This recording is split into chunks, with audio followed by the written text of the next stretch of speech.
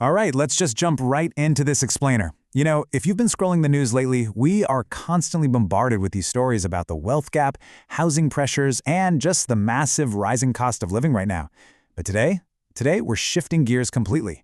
We are moving from simply understanding this economic crisis to actively building your real-world roadmap for survival and ultimately true economic independence.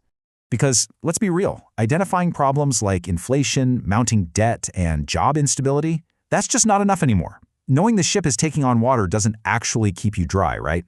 So what is step 2? Step 2 is taking actionable, strategic steps to protect your household. We literally cannot afford to wait around for the economy to magically fix itself. We've got to build our own lifeboats here. And to do that, here's our roadmap for today. We'll hit the connected economic crisis, your household survival strategy, multiple incomes and new skills, building ownership in land, the power of community action, and finally, strategy for the 99%. Basically, we are moving from a quick 30-day emergency triage all the way to a long-term plan for generational wealth. Okay, so starting with part 1, the connected economic crisis, understanding the web we are all caught in. We absolutely have to stop seeing the economic squeeze as isolated events. It is all connected. A disruption in one area instantly sends shockwaves through everything else. For instance, a job loss to AI or corporate restructuring, that immediately impacts your debt load and your housing stability. Tools like the Economic Policy Institute's Family Budget Calculator and United for Alice, they track exactly this. They show that a lot of working households are earning above the poverty line, but they still can't cover the real connected costs of basic survival. Which brings us to part 2, your household survival strategy, also known as our 30-day triage. You literally cannot build long-term wealth if the foundation is crumbling, so achieving immediate stability needs a strict baseline. First, you got to sit down with your family and track every single income source to identify any gaps. Second, know your exact housing risks. Third, list out all your debt balances and interest rates. And fourth, build an emergency reserve, even a tiny one to start. These 4 steps map out your biggest risks so you can tackle them before they blow up into full-blown emergencies. Now, housing stability is the absolute bedrock of financial stability.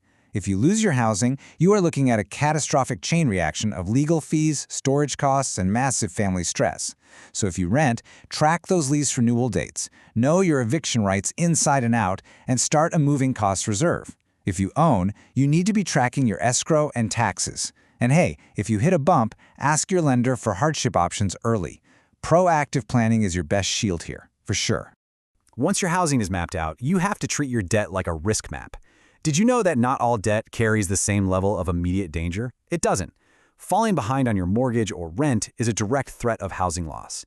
Defaulting on an auto loan, that means repossession, which jeopardizes your ability to even get to your job. You absolutely have to prioritize the debts that immediately threaten your shelter and your transportation. All right, part 3, multiple incomes and new skills. This is our 90-day plan. Relying on just one single paycheck in today's economy, it is way too risky. The goal here is to structure your income into defensive layers. You have your primary layer, like your salary or your trade, but then you build a secondary layer, maybe part-time consulting.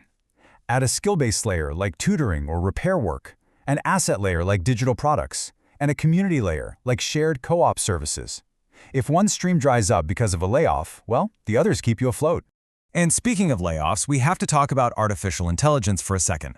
The World Economic Forum notes that AI is fundamentally reshaping the workforce. But instead of fearing it, you've got to learn AI before it replaces you. Use it as a tool, improve your resumes, draft marketing copy for your side hustle, or organize your calendar. Workers and small businesses who adopt AI as a productivity tool, they're going to be the ones making decisions from a position of strength. Let's expand outward a bit. Part 4, building ownership in land, focusing on long-term assets. I absolutely love this quote from the source material. Budgets help families survive. Ownership plans help families build. Think about it. A budget just manages the struggle, but an ownership plan, that actively turns your income into assets and those assets into generational wealth, whether that's a home, a small business, or digital content you own. Now, for a lot of people today, realistic self-sufficiency doesn't mean moving completely off the grid. It means lowering your daily living costs by reducing your dependence on expensive systems. That could mean buying lightly restricted land, growing your own food to fight grocery inflation, or even creating a multi-generational family compound to share housing and caregiving costs. It's really about building practical skills that save you money every single day. But remember, buying land or pooling resources is just step one. You have got to protect your family from future conflict, because honestly, you cannot rely on handshakes. You need hard legal documents. Wills to direct property, trusts to manage long-term control, LLCs for businesses, and super clear co-ownership agreements. Proper succession planning makes sure the assets you work so hard to build aren't lost to legal confusion down the line. Okay, part 5, the power of community action. Building together. Because true economic independence, it is absolutely a team sport. When working families are priced out individually, they can build incredible power together.